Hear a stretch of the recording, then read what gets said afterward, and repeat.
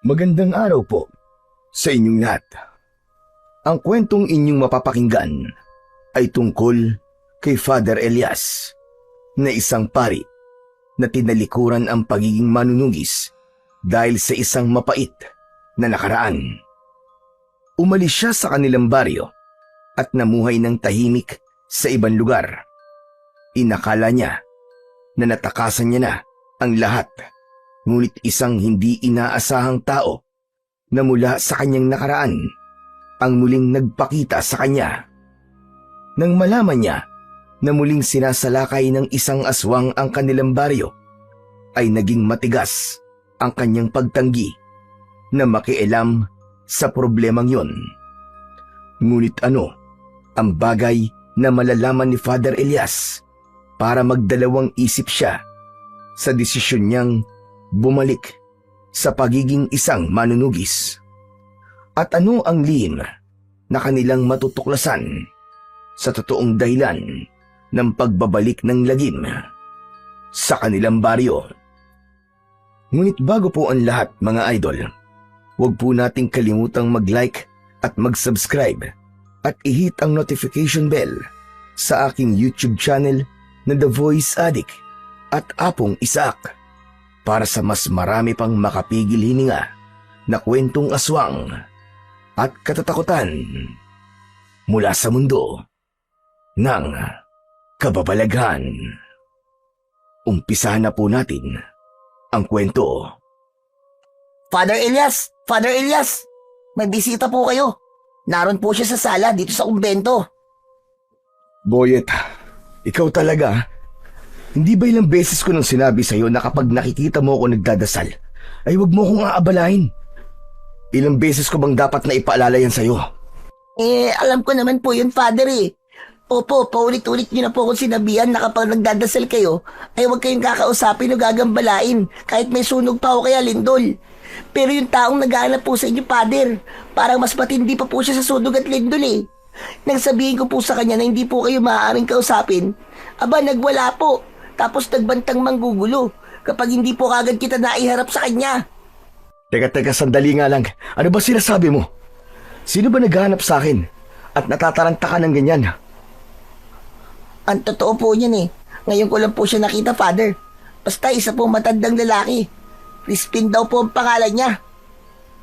Crispin? Si Mang Crispin? Kilala niyo po ba siya, Father?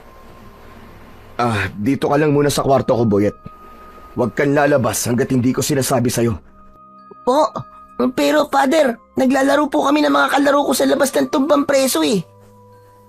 14 anyos ka na pero naglalaro ka pa ng larong pambata? Pambihira ka. Saka 6:00 na, kaya tama na ang paglalaro. Dito ka lang muna. Ikaw na magtapos ng dinadasal ko. Paano po kapag natapos ko na po ang dinadasal niyo, Father? Pwede na po ba akong lumabas at makipaglaro? Hindi, Boyet. Ulitin mo ang dasal hanggang sa balikan kita dito. Sige na. Simulan mo na ang pagdadasal, Boyet. Father naman eh. Minsan hindi ko rin maintindihan ng trip niya sa buhay eh. Boyet, sundin mo na lang ang sinasabi ko at huwag ka ng maraming tanong. Sige na. Kailangan ko nang harapin ang aking bisita. Dito ka lang, Boyet, ha? Huwag kang lalabas dahil magagalit talaga ako sa'yo. Opo, Father. Takot ko lang po sa inyo. Matapos yun, ay lumabas na si Father Elias sa kanyang silid. Iniwanan niya roon si Boyet at isinara niya ang pinto. Habang pababa siya sa sala ng kumbento, ay bigla siyang nilukob ng pagtataka at kaba. Isang Crispin lamang ang kilala ni Father Elias at yun ay si Mang Crispin na isang kilalang albularyo sa baryo kung saan siya isinilang at lumaki. Ang baryong matagal niya nang kinalimutan dahil sa masalimuot na pangyayaring naranasan niya roon. Mahigit 10 taon nang pare si Father Elias sa lugar kung saan siya kasalukuyang naninirahan. Doon ay tahimik ang kanyang buhay at iginagalang siya ng lahat. Ramdam niya ang pagmamahal ng mga tao sa kanya.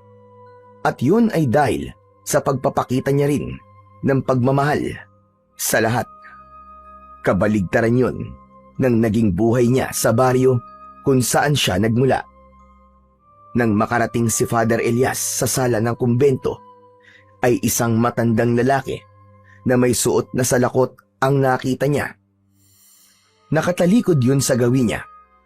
Abala ang matandang lalaki sa pagtingin sa mga larawan na nakapatong sa mahabang tokador. Tumikhim si Father Elias upang kunin ang atensyon ng matandang lalaki. Mabilis na humarap sa kanya ang matanda na tila ba hindi makapaniwala nang makita siya. Naglakad siya palapit dito. Elias? Sandali, ikaw ba talaga yan? Aba, napakalaki ng iyong pinagbago. May 10 taon na tayong hindi nagkikita, Mang Crispin. Talagang malaki ang magiging pagbabago sa akin. Hindi lang kasi ako makapaniwala na totoo ngang isa ka ng ganap na pare sa baryong ito. Napakalayo mo na sa dating binata na nakikipaglaban sa mga aswang. Nakikiusap po ako sa inyo, Mang Crispin. Kung gusto niyo akong makausap, ay huwag niyo nang babanggitin ang aking nakaraan. Matagal ko na pong kinalimutan ang lahat ng yun. Ayoko na pong balikan kung ano ako noon. Ay, pasensya ka na. Pasensya ka na. Sige ho, maupo muna kayo. Gusto niyo ba ng maiinom? O baka nagugutom po kayo? Ay, huwag ka na mag-abala. Ayos lang ako. Sabay na naupo ang dalawa. Sa upuan na nasa sala, magkaharap sila. Naramdaman ni Father Elias ang pagkabahala kay Mang Crispin.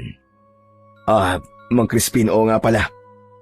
Nasabi sa akin ng isa sa aking mga sakristan na nagwala ka rito kanina dahil gusto mo raw akong makausap kagad.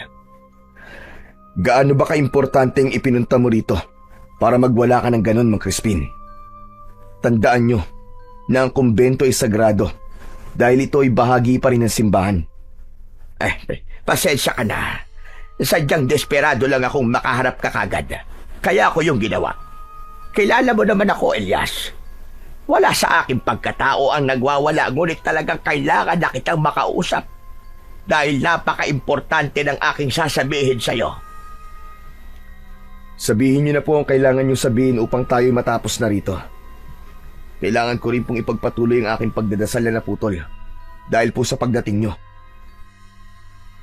Sandaling natigilan si Mang Crispin. Huminga ito ng malalim. Halata ang tensyon na nararamdaman ng matandang lalaki dahil sa bahagyang panginginig ng mga kamay nito. Diretsyong tumingin ang matanda sa mga mata ni Father Elias bago ito muling nagsalita. Elias, kailangan na baryo natin ang tulong mo.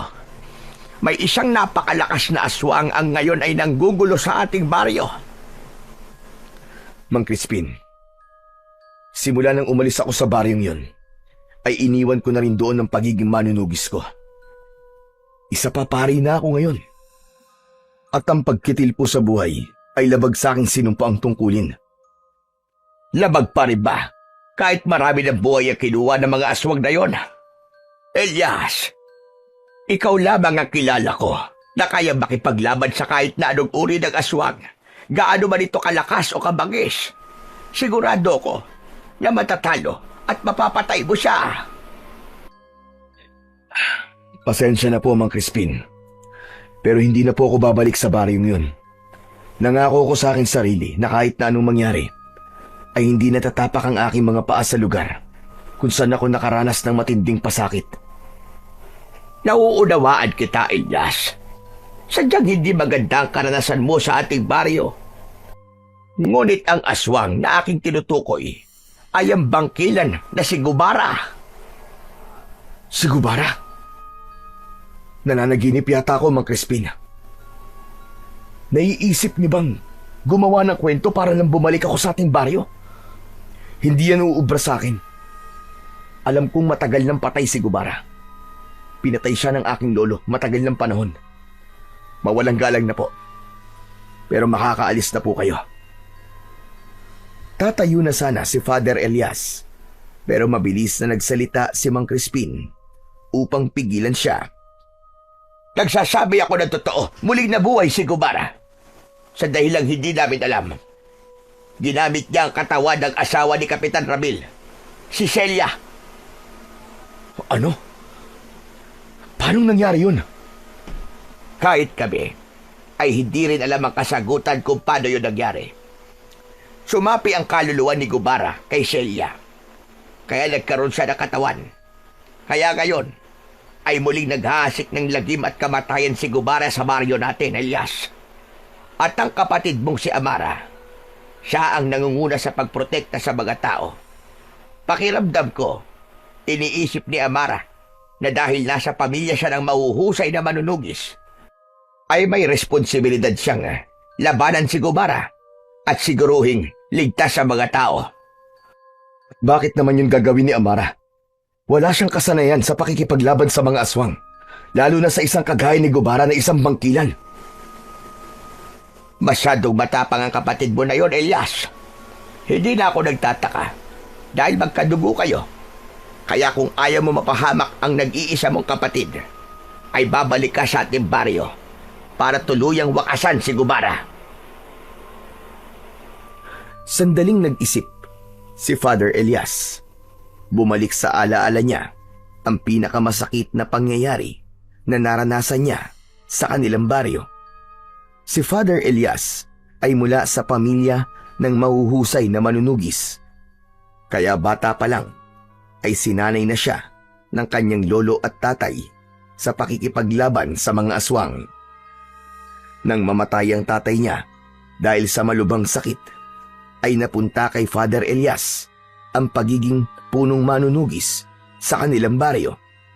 Matapos kasing patayin ng kanyang lolo si Gubara, ay nanghina na ito. Hanggang isang malakas na aswang ang umatake sa baryo nila. Magkatulong na nilabanan nina Father Elias at ng lolo niya ang naturang aswang. Kahit nakita ng mga tao na nahihirapan at sugatan na sila, ay wala man lang tumulong sa kanila ni isa. Kahit anong pakiusap ang ginawa ni Father Elias noon, ay tila bingi ang mga tao. Napatay man ni Father Elias ang aswang, ay napatay din ng aswang ang lolo niya. Naputol ang pagbabalik tanaw ni Father Elias nang muling nagsalita si Mang Crispin. Alam kong malaki ang tampo mo sa ating baryo. Pero Elias, kailangan talaga namin ang tulong mo. Masyadong malakas si Gubara. Hindi namin siya kaya. Kahit pa lahat ng tao sa ating baryo ay magtulong-tulong. Kahit wag mo na itong gawin para sa ating baryo, gawin mo na lang ito para sa kapatid mo si Amara. Alam kong wala siyang kasanayan sa pakikipaglaban sa mga aswang. Baka dumating ang panahon na maging siya ay mapahamak. Talagang ginamit niyo pang pangalan ng kapatid ko para lang pagbigyan ko ang inyong gusto. Pero pasensya na talaga, Mang Crispin. Matagal ko nang tinalikuran ng pagiging manunugis. Nakatuon na ako ngayon sa paglilingkod sa Panginoon. Kaya sige na, Mang Crispin. Makakaalis na ho kayo. Maraming salamat po sa inyong pagbisita. Masaya po ako na makalipas ang napakahabang panahon ay nakakita ako ng isang pamilyar na muka. Hindi na ba talaga magbabago ang isip mo, Elias? Ano kailangan kong gawin para pumayag ka na labanan si Gubara?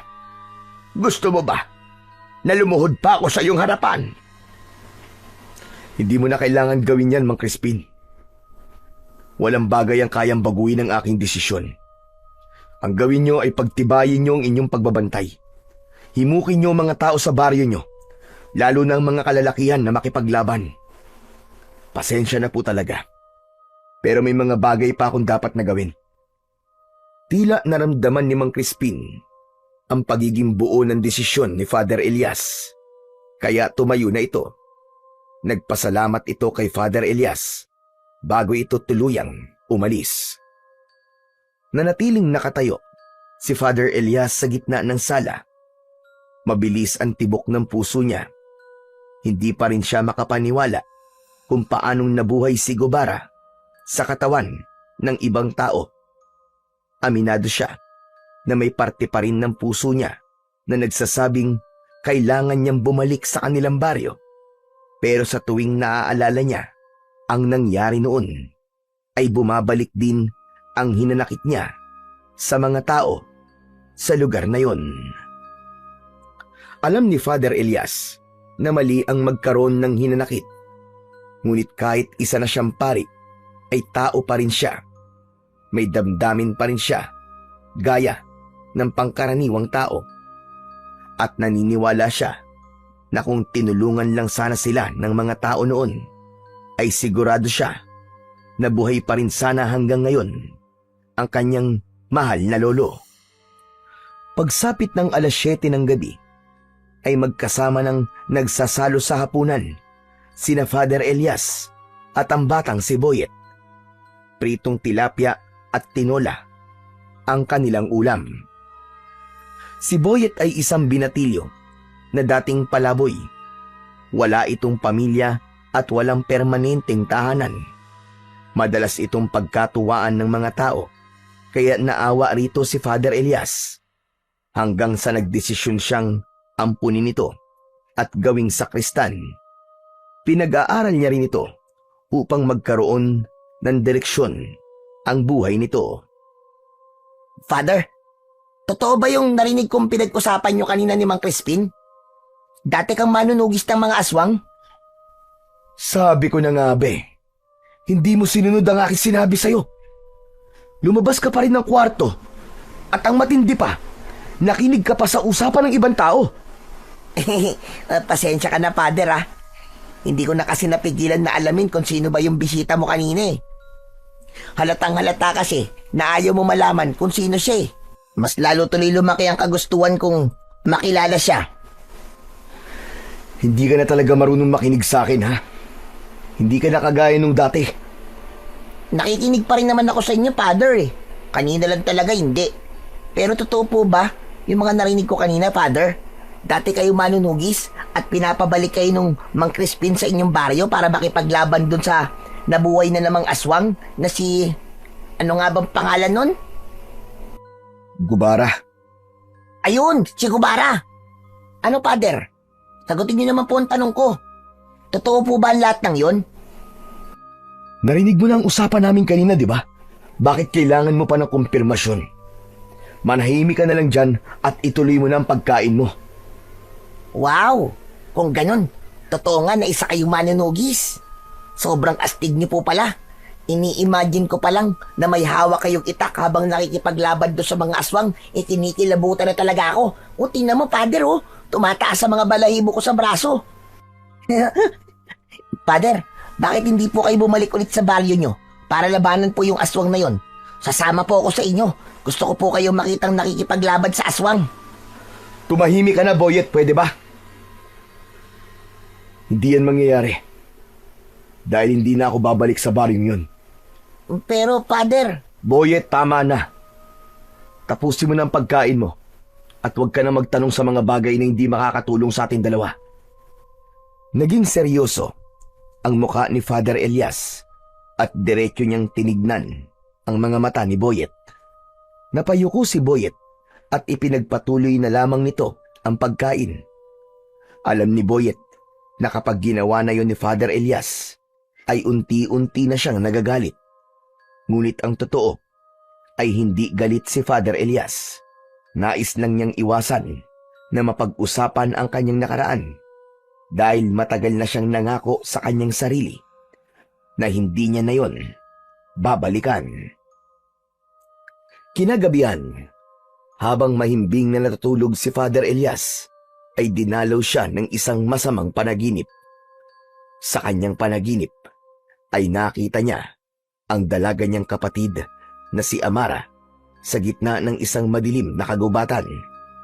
Hawak nito ang isang itak habang buong tapang na lumalaban sa mga aswang. Habang tumatagal ay parami ng parami ang mga aswang hanggang sa bumagsak si Amara matapos itong sunggaban ng isang aswang sa likod. Sunod-sunod na ang mga aswang na umatake kay Amara. Umalingaw-ngaw sa buong kagubatan ang kalunos-lunos na sigaw ni Amara habang umihingi ng tulong kay Father Elias. Amara! Amara! Napabalikwa si Father Elias nang magising siya mula sa panaginip na yun.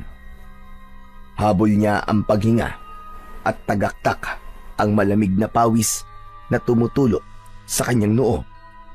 Nagulat siya at muling napasigaw nang bumukas ang pinto ng kanyang silid.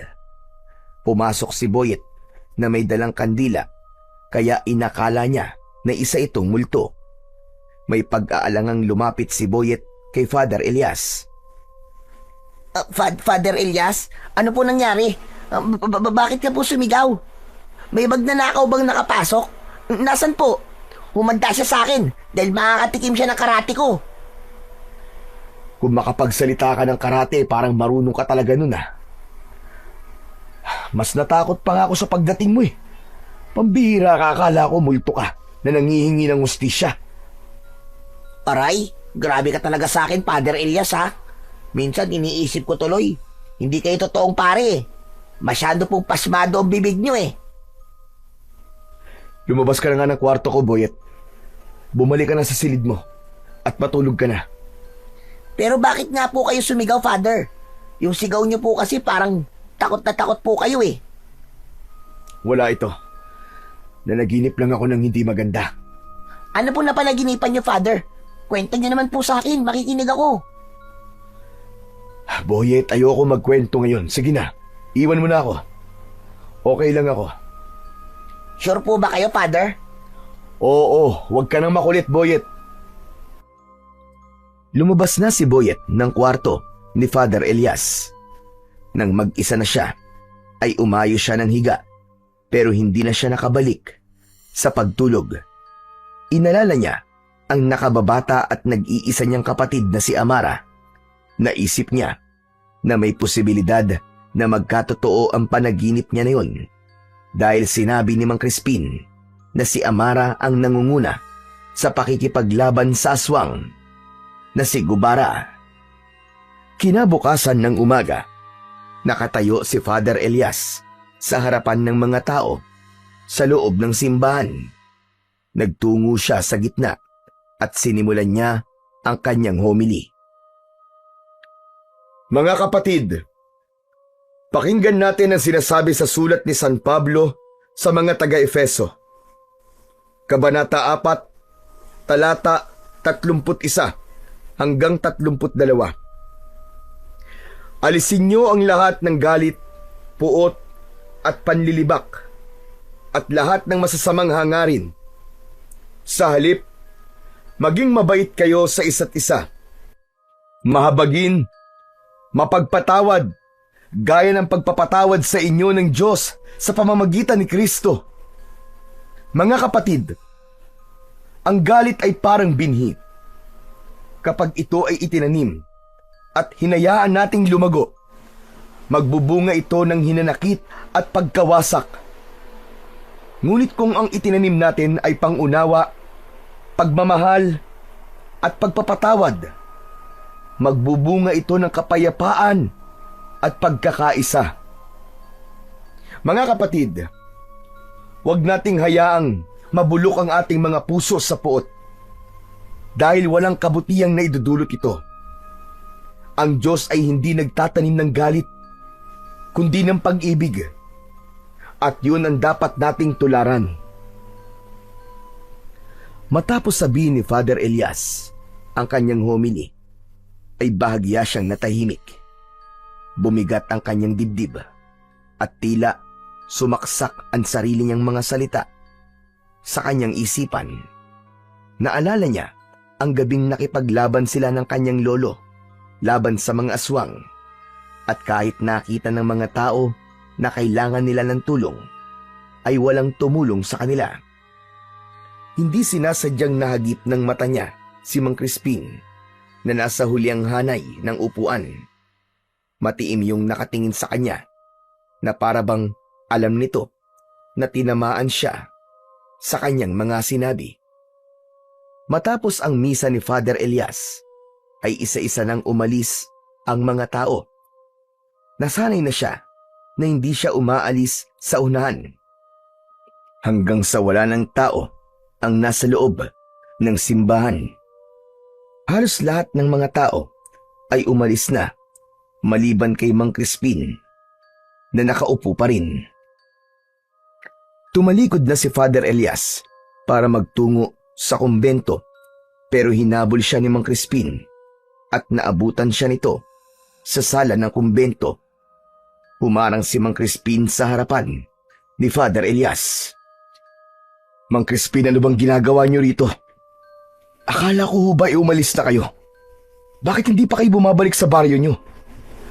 Baryo natin, Elias. Baryo natin. Kahit matagal ka nang wala roon, ay hindi mo maaalis ang katotohanan na doon kay pinanganak. At parte ka pa rin ng lugar na yon. Ayoko na pong makipagtalo sa inyo, Mang Crispin. Kung yan po ang gusto niyong isipin ay bahala po kayo. May mga kailangan pa po akong gawin. Pasensya na po kung hindi ko kayo mahaharap ngayon. Yung homily mo kanina, yung tungkol sa pagtatanim ng galit, naramdaman kong tinamaan ka doon. Sa bibig mo na mismo ng galing, Elias. Mali ang magtanim ng galit. Sana ay maunawaan mo na kaya hindi kayo natulungan ng mga tao ng lolo mo noong mga panahong yon. Dahil lubang takot sila. Bukod doon, wala silang alam sa pakikipaglaban sa mga aswang.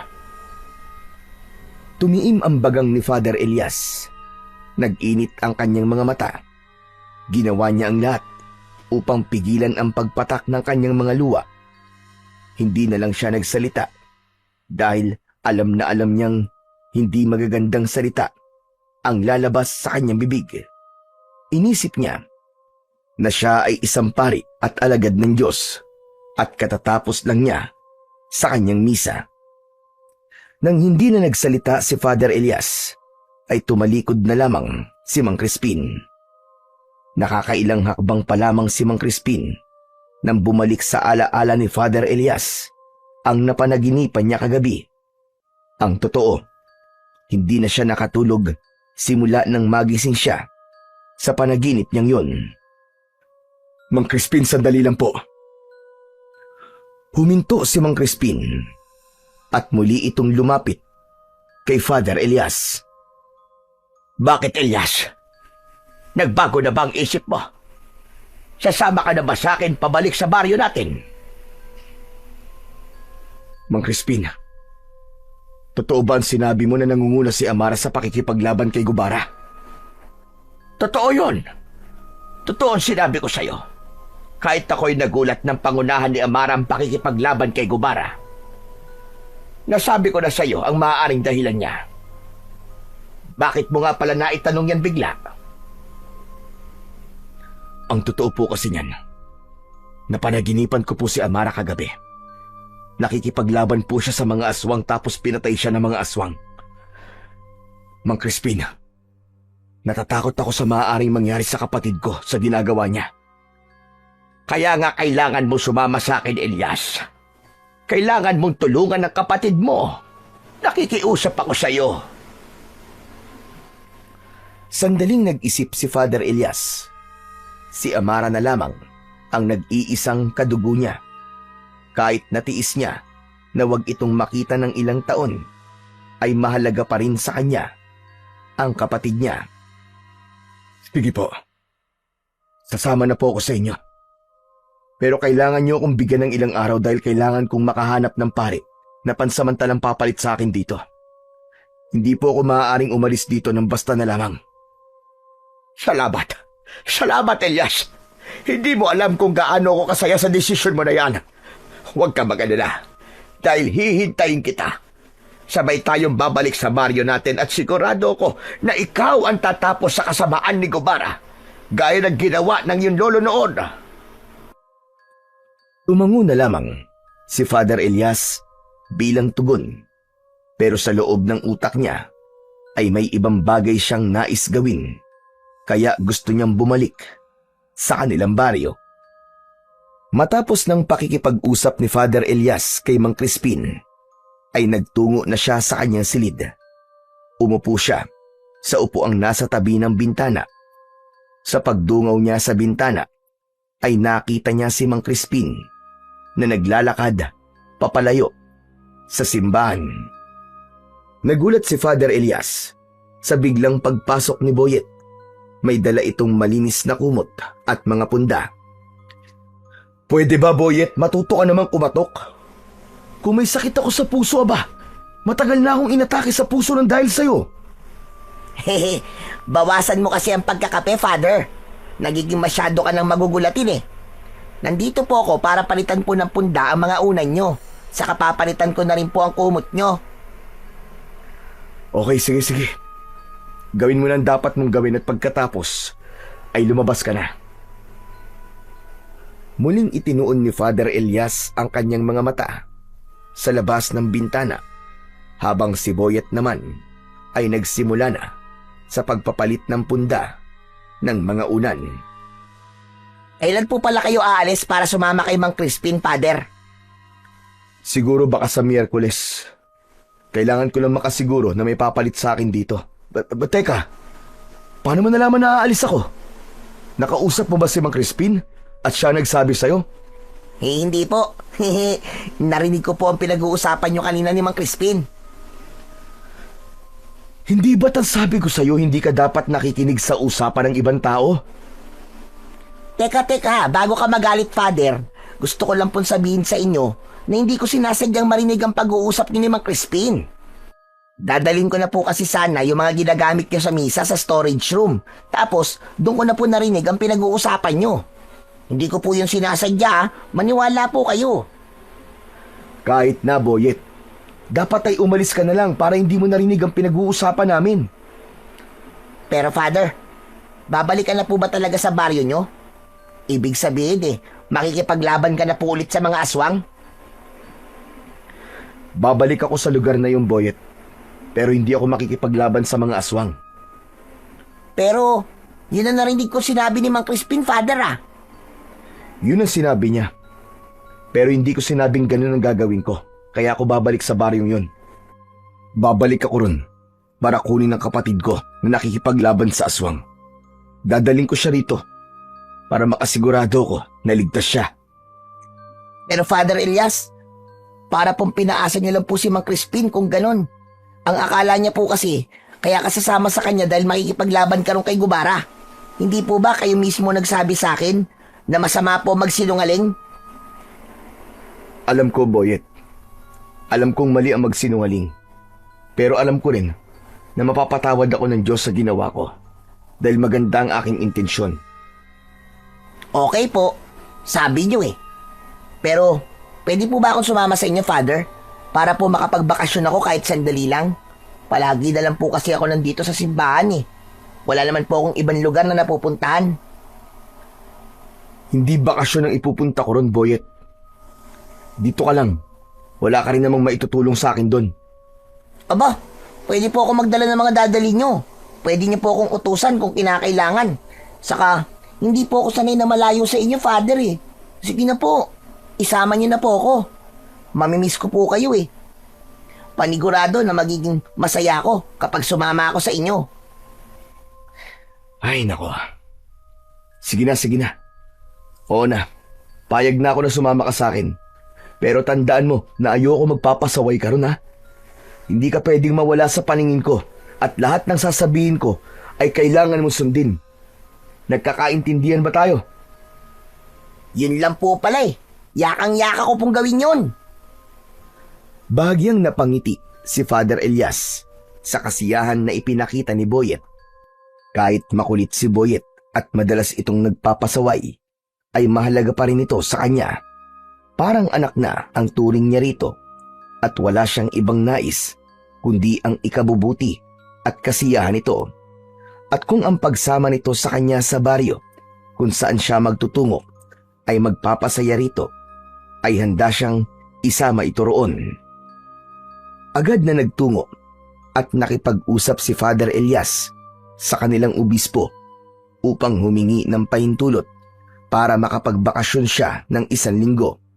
Ipinaliwanag niya na may kamag-anak siyang namatay at humingi siya ng tulong dito na magpadala ng pansamantalang kapalit na pari sa kanyang parokya. Ilang araw ding naghintay si Father Elias bago dumating ang itinalagang pari na pansamantalang hahalili sa kanya upang magpatuloy ng mga misa at gawain sa simbahan. Nang matiyak niyang maayos na ang lahat at walang maiiwang responsibilidad na nakabinbin, ay nakahinga na siya ng maluwag at inihanda na niya ang sarili para sa nalalapit niyang pagbabalik sa kanilang baryo. Isang gabi, abala si Father Elias sa pag-iempake ng mga gamit na dadalhin niya sa pag-alis nila mamayang madaling araw. Huli niyang inilagay sa kanyang traveling bag ang Biblia at rosaryo. Matapos niyang mag-empake, ay may kumatok sa pinto ng kanyang kwarto. Bumukas yun at pumasok si Boyet. Father Elias, tapos na po ako mag-empake. Hindi ko na po dinamihan ang dinala kong damit kasi ang sabi niyo po, ilang araw lang naman tayo ron. Oo, Boyet. Basta makumbinsi ko ang kapatid ko na sumama sa atin, babalik na agad tayo rito. Pero Father, sigurado po ba kayo na sasama po sa atin ang kapatid niyo? Hindi po ba siya po ang nangunguna sa pakikipaglaban sa aswang sa baryo niyo? Mas matanda ako sa kanya at naniniwala ako na makikinig siya sa akin. Alam kong alam niya na gagawin ko to dahil ayoko mapahamak siya. Eh si Mang Crispin, Father. Anong tungkol kay Mang Crispin, Boyet? Hindi po ba kayo inuusig ng konsensya niyo? Kasi nagsisinungaling po kayo sa kanya. Asang-asa pa naman siya sa inyo na makikipaglaban kayo ron kay Gubara. Kawawa naman siya, Father. Mas kawawa ang kapatid ko, Boyet, kapag namatay siya sa kalaban niyang aswang. Talagang patay kagad, Father? Hindi pa pwedeng mapahamak muna? Alam mo, ikaw na bata ka, ang dami mo talagang alam. Sige na, matulog ka na. At maaga pa tayong aalis mamayang madaling araw. Kapag ikaw hindi nagising, iiwan talaga kita. Grabe ka talaga, Father. Matutulog na nga po ako eh. Huwag niyo po akong iiwan, ha? Nagmamadaling umalis si Boyet para magtungo na sa kwarto nito. Nang mag-isa na muli si Father Elias, ay siniguro niya na wala na siyang nakalimutang ilagay sa kanyang bag bago siya natulog. Pagsapit ng madaling araw, ay lumabas na ng kumbento sina Father Elias at Boyet. Bit-bit nila ang kani-kanilang bag. Sinalubong sila ni Mang Crispin sa labas ng simbahan. Mula roon ay sumakay sila ng tricycle na nagatid sa kanila sa istasyon ng bus. Sumakay sila ng bus at nang napuno na yon ng pasahero, ay umandar na yon. Magkatabi sina Father Elias at Mang Crispin habang si Boyet ay nasa kanilang likuran. Habang nakamasid si Father Elias sa labas ng bintana, ay naririnig niya ang boses ni Mang Crispin. Sa totoo lang, suntok sa buwan ang pagpunta ko sa inyo, Elias. Hindi ako sigurado kung sasama ka sa akin o hindi. Kaya napakasaya ko ngayon dahil kasama na kitang babalik sa ating baryo. Hindi mo alam kung gaano kalaki ang tulong na magagawa mo sa aming lahat. Lalo na't ikaw lamang ang kilala kong may kakayahan na makipaglaban sa kagaya ni Gubara. Maging ako, Mang Crispin, ay hindi makapaniwala na sasama ako sa inyo. Ngunit huwag niyong isipin na ito ay gagawin ko para sa mga tao sa baryong yun. Ayoko lang may mangyaring masama sa aking kapatid na si Amara. Siya na lamang ang natitira kong kadugo. At para sa isang babae, ay hindi siya ang dapat nangunguna sa pakikipaglaban kay Gubara. Ang bagay na yun ay gawain ng isang lalaki. Sadyang nasa dugo ni Amara ang pagiging manunugis. Pinipigilan ko siya nung una. Pero matindi ang pagnanais niyang makipaglaban upang iligtas at protekta ng ating baryo. Hindi na nagsalita pa si Father Elias at ipinikit na niya ang kanyang mga mata upang hindi na siya kausapin pa ni Mang Crispin. Labis na ang konsensyang kanyang nararamdaman dahil puro kasinungalingan na ang lumalabas sa kanyang bibig. Hindi niya kasi kayang sabihin kay Mang Crispin na kaya siya babalik sa kanilang baryo ay upang kunin at ilayo roon ang kanyang nag-iisang kapatid. Makalipas ang napakahabang oras ng pagbiyahe, ay nakarating na sina Father Elias sa baryong iniwanan niya noon. Hapon na nang makarating sila roon. Sa tagal na nawala siya sa lugar na yon, ay halos wala yung pinagbago. Halos walang katao-tao sa labas, kahit hindi pa madilim ang paligid. Ramdam ni Father Elias ang takot na bumabalot sa buong baryo. May ilan na nakakita sa kanya at tinitigan siya ng mabuti mula sa malayo na parabang inaalam ng mga ito kung sino siya. Nang makarating na sila sa harapan ng bahay ni na Father Elias, ay bahagyang naluha ang pari. Samot-saring alaala ang bumalik sa kanya. Mula sa kanyang pagkabata hanggang sa tuluyan na siyang naging ganap na manunugis ng mga aswang. Halika, sigurado ko na nasa likod ng inyong bahay si Amara. Alam ko na kapag ganitong oras ay gumagawa siya roon ng mga sibat mula sa kawayan. Naunang nagtungo si Mang Crispin sa likod ng bahay. Marahan ng paghakbang na nakasunod naman dito sina Father Elias at Boyet. Nasa gilid pa lang sila ng bahay ay narinig na nila ang boses ni Amara. Mang Crispin, nakabalik na po pala kayo. Kumusta po ang lakad nyo? Kasama niyo na po ba si Kuya Elias? Nakarating na si Father Elias sa likod ng bahay. Naroon si Amara na may hawak na kawayan at itak. Tuluyan nang pumatak ang luha ni Father Elias nang malaman na dalagang-dalaga na ang kanyang kapatid. Malayo na yon sa dalagitang si Amara nang umalis siya sa baryong yun. Naluluwang lumapit si Amara kay Father Elias. Hindi makapaniwalang tinignan siya nito. Kuya, ikaw na ba talaga yan? Kuya Elias? Ako nga, Amara. Bagay na bagay pala talaga sa'yo maging pari, kuya. Bagay sa'yo ang suot mong abito.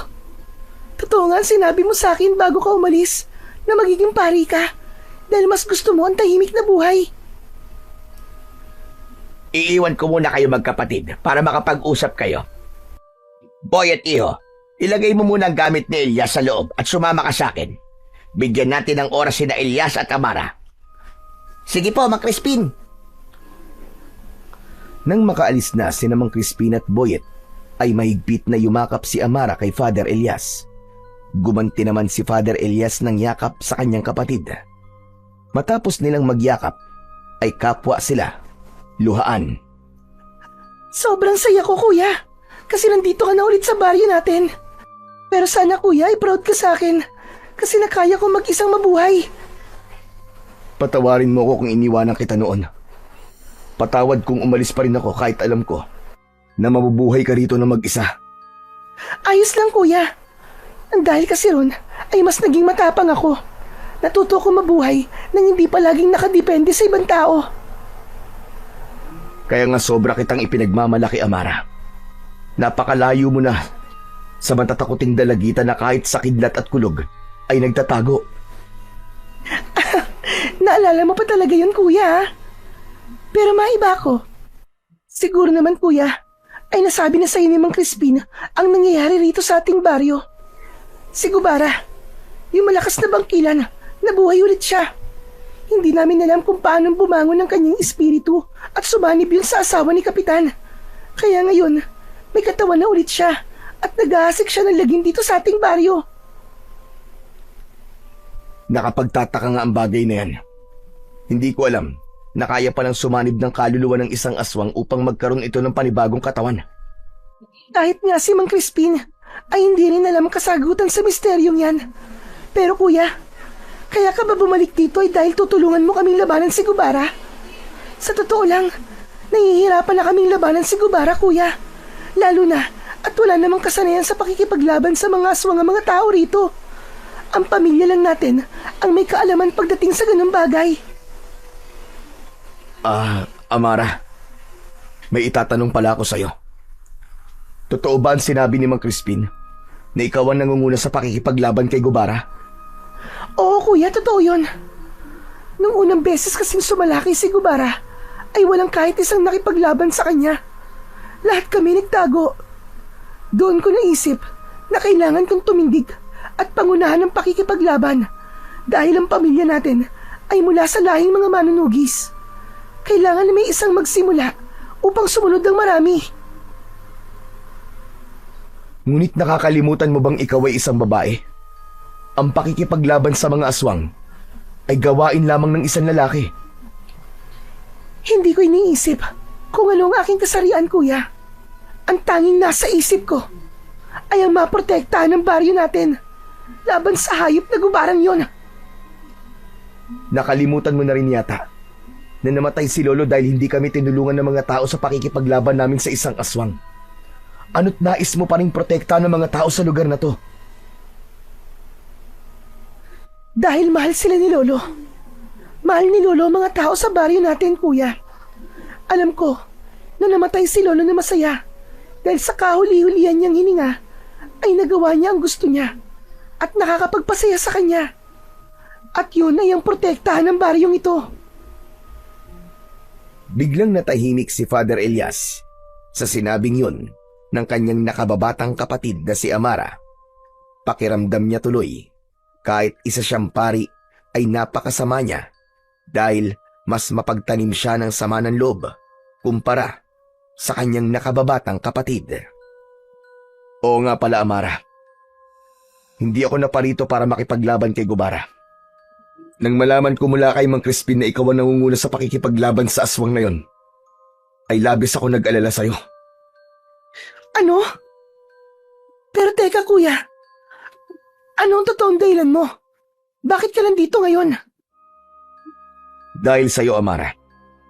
Hindi ko gustong ginagawa mong pakikipaglaban sa mga aswang. Nandito ako para sunduin ka. Isasama kita sa baryo kung saan ako nakatira ngayon. Mas ligtas ka ron at kapag naroon ka, ay mas magiging kampante ako. Pasensya na, kuya. Pero hindi ako aalis sa baryong to. Lalo na ngayon nandito na naman si Gubara. Kung makikita mo lang ang takot ng mga tao sa tuwing umaatake si Gubara, kuya, baka hindi ka na umalis dito. Baka hindi ka na umalis hanggat hindi mo napapatay ang Gubara na yon. Sa ganitong sitwasyon, hindi masamang isipin mo ang sarili mo. Sige na, mag-impake ka na at aalis na tayo ngayon din. Pasensya na, kuya. Hindi ako aalis dito.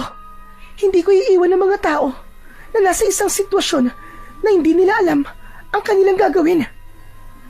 Hindi matututo ang mga tao rito kung palagi mo silang tutulungan. Hindi mo ako naiintindihan, kuya. Nung umalis ka, tiniwan mo ako mag-isa. Ang mga tao rito ang tumulong sa akin. Takot na takot ako nung una. Pero sina Aling Clara, sina Ate Sonia at kung sino-sino pa, sila ang sumama sa akin sa bahay natin, lalo na sa gabi. Binibigyan nila ako ng pagkain na araw-araw dahil alam nilang wala akong trabaho. Kung hindi dahil sa kanila, malamang ay ginusto ko na lang na sumunod kay Lolo sa kabilang buhay. Kaya itong ginagawa kong ito ay pagbawi ko sa kabutihan nila sa akin, kuya. Hindi man nakikipaglaban sa mga aswang ang karamihan sa mga tao rito, pero bumabawi naman sila sa ibang bagay. Yan sana ang gusto kong maintindihan mo, kuya. Nararapat nang nilang gawin ang lahat ng yun sa'yo, Amara. Napakalaki ng naitulong ni na tatay at lolo sa mga tao rito nung buhay pa sila. Buong buhay nila ay inilaan nila para protekta ng baryong to mula sa mga aswang. Kahit na, kuya. Pasensya ka na talaga. Pero hindi ako sasama sa'yo sa baryong sinasabi mo. Dito lang ako. Kaya kung hindi ka naman pala makikipaglaban kay Gubara at narito ka lamang para sunduin ako, ay mas makabubuti pang umalis ka na lang. Amara, para rin sa'yo ang pag-alis natin dito. Hindi ka sinanay para makipaglaban sa mga aswang. Natatakot ako na baka may kung anong mangyari sa'yo kapag itinuloy mo ang ginagawa mo na yan. Kaya bilang nakatatandang kapatid mo, bilang kuya mo, inuutusan kitang sumama sa akin sa pag-alis ko. Pasensya na talaga, kuya. Pero buo na ang pasya ko. Dito lang ako. Poprotektahan ko ang mga tao rito mula kay Gubara. Hanggang mapatay ko na siya at bumalik na ang kapayapaan dito. Kung ganun, hindi ako aalis dito hanggat hindi ka sumasama sa akin. Mas maganda yun, kuya. Panigurado na habang buhay ka nang maninirahan dito. Dahil sa sinabi mo na yan. Nagtama ang mga mata ni Father Elias at Amara. Nakita ni Father Elias na seryoso si Amara at tila ipinaramdam nito na wala itong dahilan para lisanin ang lugar na yon. Ngunit nangako si Father Elias sa kanyang sarili na hindi siya aalis sa baryong yon nang hindi niya kasama ang kanyang nag-iisang kapatid. Matapos kausapin ni Father Elias si Amara, ay pumasok na siya sa kanilang bahay. Ang plano niya ay magpahinga na sapagkat naramdaman niya ang pagod mula sa napakahabang biyahe nila kanina. Napansin niya na halos walang nagbago sa kanilang bahay. Nakasabit pa rin sa isang parte ng dingding ang mga litrato nila ni Amara kasama ang kanilang ama at lolo. Nakangiti silang lahat doon. Bakas sa mukha nila ang labis na kasiyahan. Ngunit para kay Father Elias, ang kasiyahang yun ay hindi na niya mararamdaman dahil wala na ang kanyang ama at lolo. Maya-maya pa ay dumating ang batang si Boyet. Agad itong lumapit sa kanya. Grabe si Mang Crispin. Alam naman niyang pagod ako sa biyahe. Nilakad niya ako ng nilakad dito sa baryo. Wala naman akong nakitang kakaiba, Father. Parang ganito rin sa baryo natin eh. Ay teka, nakausap niyo na po ba si Ate Amara? Pumayag na po ba siyang sumama sa atin? Hindi ko pa siya napapapayag, Boyet. Masyado siyang matigas. Ayaw niya makinig sa akin. Talagang gusto niyang gayahin sina tatay at lolo na protektahan ng baryong to laban sa mga aswang hanggang sa huli nilang hininga. Nako, problema po yan, Father. Ibig po ba sabihin eh, hindi kaagad tayo aalis dito? Ganun na nga, Boyet. Kailangan ko mapapayag ang kapatid ko sa gusto kong mangyari. Sinabi ko na sa kanya na hindi ako aalis hanggang sa hindi siya sumasama sa atin. Yes, ayos! Anong yes ayos ang sinasabi mo dyan, ha? Bakit parang masaya ka pa yata? Ay, sorry, Father. Pero di ba, ang sabi ko po sa inyo, ay gusto ko po magbakasyon? Kung hindi agad tayo aalis dito, ibig sabihin, ay matagal din akong ligtas sa mga gawain sa simbahan. Bakit, Boyet? Nagsasawa ka na ba sa mga ginagawa mo sa simbahan, ha? Hindi naman po. Pero simula po kasi ng ampunin niyo ako, ay wala na akong ginawa kundi ang maglingkod sa simbahan at gawin ang mga dapat kong gawin doon. Hindi sa nagsasawa po ako, pero tao lang po tayo, Father. Kailangan din po natin ng pahinga kahit sandali sa mga bagay na nakasanayan nating gawin, hindi po ba? Pakiramdam ni Father Elias ay pinapatamaan siya ni Boyet sa mga sinabi nito kahit hindi yun ang intensyon nito. Aminado siya na simula nang naging pari siya ay inilaan na niya ang kanyang sarili sa paglilingkod sa Panginoon at tuluyan niya ng tinalikuran ang pagiging manunugis. Ngunit kahit ano pa ang sabihin ni Boyet o ng ibang mga tao, para sa kanya ay wala na siyang dahilan para bumalik sa pakikipaglaban sa mga aswang. Kinagabihan, naghanda si Amara ng masarap na hapunan. Nagprito ito ng galunggong at nagluto din ito ng ginisang munggo. Naging magana ang pagkain ni na Father Elias at Boyet. Ang galing mo palang magluto, Ate Amara. Napakalayo ng luto mo sa luto ni Father Elias. Bakit? Ano bang klaseng luto ang ginagawa ni Kuya? Nako, ayoko na lang magsalita at baka masaktan pa si Father Elias eh. Ibig sabihin, hindi ka talaga nasasarapan sa mga niluluto ko, Boyet? Hindi ba kapag nagluluto ko, ay palagi mo sinasabi na masarap? Wala naman kasi akong choice, Father eh. Ikaw lang naman kasi ang nagluluto para sa atin sa simbahan. Hayaan mo, kapag sumama sa atin si Amara, ay palagi na masarap ang kakainin natin sa simbahan. Biglang naubo si Amara sa sinabing yun ni Father Elias. Oh, ayos ka lang ba, Amara? Nasamid ka ba? Uminom ka muna ng tubig. Nabigla lang ako sa sinabi mo, kuya. Akala ko kasi nakapag-usap na tayo kanina at malinaw na sa'yo na hindi ako sasama sa'yo. Malinaw din ang sinabi ko. Hindi ako aalis dito nang hindi ka kasama. Kuya, pwede bang isang tabi muna natin ang bagay na yan? Kararating mo lang dito. Gusto ko naman na mag-usap tayo na walang tensyon na namamagitan sa ating dalawa. Gusto ko malaman ang mga nangyari sa'yo nang nakalipas na 10 taon. Yun lang ba? Eto, naging pare ako at masaya ako sa baryo kung saan ako naninilbihan. Ramdam ko ang pagmamahal ng mga tao sa akin. Napakabait kasi ni Father Elias, ate. Lahat ng lumalapit sa kanya tumihingi ng tulong, lalo na yung may mga sakit, tinutulungan niya talaga. Pero palagi ko sinasabi na ang tulong na yon ay hindi mula sa akin. Yun ay mula sa mga tao at mga grupo na nagbibigay ng donasyon sa simbahan. Ako lamang ang tagapagbahagi nun. Hindi ka pa rin pala talaga nagbabago, kuya. Alam mo ba, Boyet, kahit nung medyo bata-bata pa si kuya, ay mabait na talaga siya. Malaki ang pagmamahal niya sa mga tao rito sa aming baryo.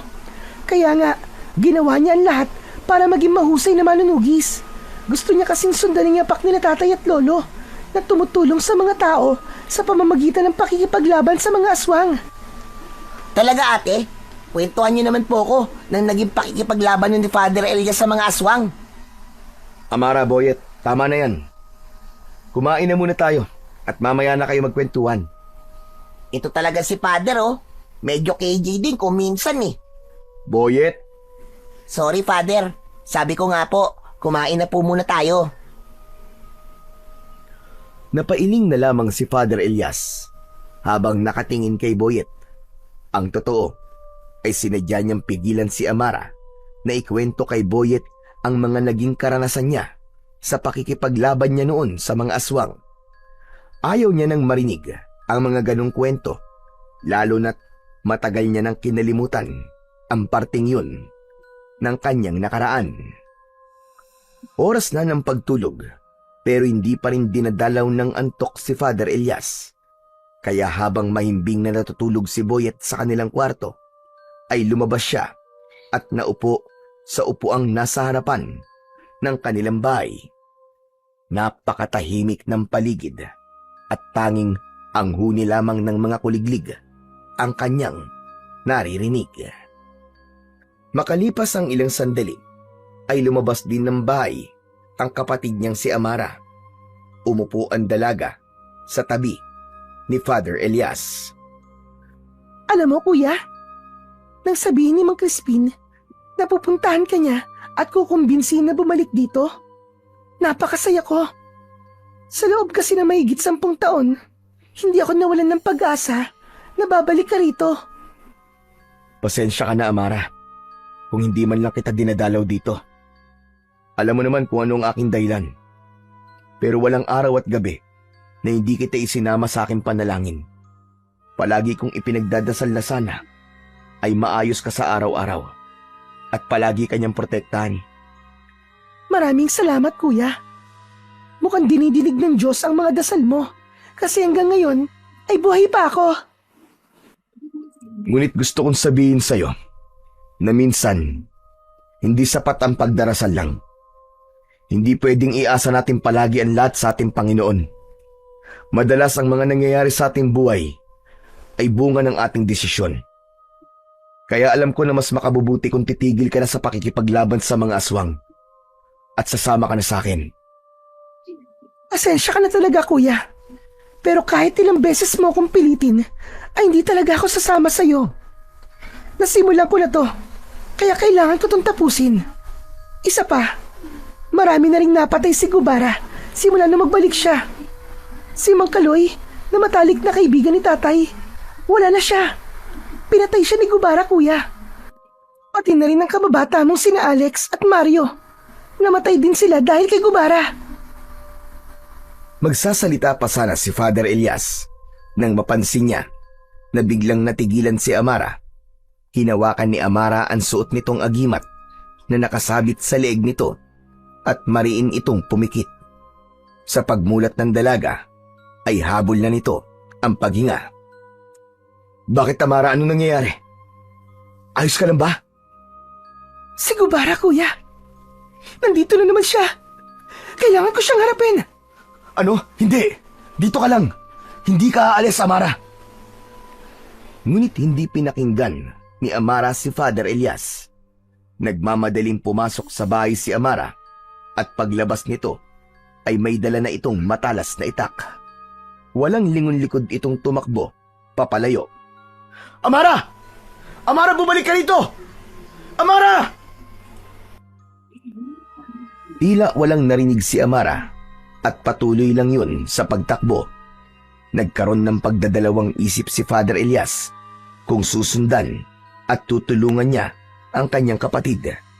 Ngunit mas nanaig sa kanya ang desisyon niyang wag nang bumalik sa pakikipaglaban sa mga aswang. Dahil sa pagsigaw ni Father Elias ay nagising si Boyet. Pupungas-pungas itong lumabas. Bakit ang ingay niyo naman po, Father? Alam niyo naman pong may natutulog eh. Boyet, bumalik ka na sa loob. Hindi ligtas dito sa labas. Sige na. Teka, bakit, Father? Ano po nangyari? Teka, ano po yun? Bakit nagsisigawan po ang mga tao? Sumasalakay si Gubara, Boyet, at umalis si Amara para harapin ang aswang na yun. Ano? Nandito po si Gubara? Gusto ko po siya makita, Father. Gusto ko po makakita ng totoong aswang. Tumigil ka, Boyet. Hindi to laro. Hindi mo alam kung anong kayang gawin ng isang bangkila na kagaya ni Gubara. Pero yun nga po ang isa sa dahilan kung bakit po ako sumama sa inyo dito eh. Para makakita po ako ng aswang. Sige na po, Father. Payagan niyo na po ako. Pangako po, mag-iingat po ako. Hindi. Pumasok ka sa loob, Boyet. Sorry po, Father. Pero hindi ko po kayo susundin ngayon. Gusto ko po talaga makakita ng totoong aswang. Babalik po kagad ako dito kapag nakita ko na po si Gubara. Biglang tumakbo ng mabilis si Boyet at hindi na nilingon si Father Elias. Hindi makapaniwala ang pari sa pagsuway na yon ni Boyet sa kanya at ang unang pumasok sa utak niya ay baka mapahamak ito. Kaya kahit napipilitan ay sinundan niya si Boyet upang puwersahan itong iuwi sa kanilang bahay. Nang makarating si Father Elias sa pinangyayarihan ng kaguluhan, ay nakita niya si Amara na nakikipaglaban kay Gubara. Ang aswang na si Gubara ay may nakakatakot na anyo. Meron itong malalaking pakpak na maihahalin tulad sa isang paniki. Matutulis ang mga kuko nito na parang mga patalim. Maging ang mga ngipin nito ay matutulis din. Pulang-pula ang mga mata ni Gubara na parang 2 pares ng bolang apoy. Meron itong mahaba at kulay itim na sungay. Nang makita ni Father Elias si Boyet na nakatago sa likod ng isang puno habang nanonood sa laban na nangyayari, ay agad niya itong nilapitan. Nagulat si Boyet nang hawakan niya ito sa braso. Boyet, halika na! Umuwi na tayo! Sandali na, Father. Nanonood pa ako sa pakikipaglaban ni Ate Amara kay Gubara eh. Tignan niyo po. Ang galing pala talaga ni ate sa pakikipaglaban sa aswang. Nakaka-elibs. Napatingin si Father Elias kay Amara habang hawak nito ang isang matalim na itak. Mistulang isang magiting na mandirigma ang kanyang kapatid. Mabilis itong gumalaw at madali nitong naiiwasan ang bawat pag-ataking ginagawa ni Gubara. Sa bawat paglusob ni Gubara mula sa impapawid, ay sinusuklian yun ni Amara ng mabilis na pag-ilag at malakas na pag-atake. Nakita ni Father Elias na ilang beses na nasugatan ni Amara si Gubara sa iba't ibang parte ng katawan nito. Grabe, Father. Sobrang astig talaga ni Ate Amara. Tignan niyo po ba ang galaw niyo? Parang aral na aral. Parang napakatagal nagsanay. Natutunan niya yan sa amin ni Lolo, pati na rin sa aming tatay. Mukhang habang nagsasanay kami nun, ay pinapanood niya kami, kaya alam niya ang mga ganyang galaw. Bakit hindi niyo po siya tulungan, Father? Gusto ko rin pong makita na nakikipaglaban po kayo sa aswang. Sige na po, Father. Tulungan niyo na po siya. Manahimik ka, Boyet. Isa na akong pari ngayon, at hindi na ako manunugis. Muling lumipad si Gubara at sumugod mula sa itaas. Naglalaway ito at galit na galit, subalit sinalubong ito ni Amara ng mabilis na saksak sa balikat. Napaatras si Gubara at lumipad yun papalayo hanggang sa tuluyan na yung nawala sa kanilang paningin. Doon na lumabas ang mga tao sa kani-kanilang mga bahay.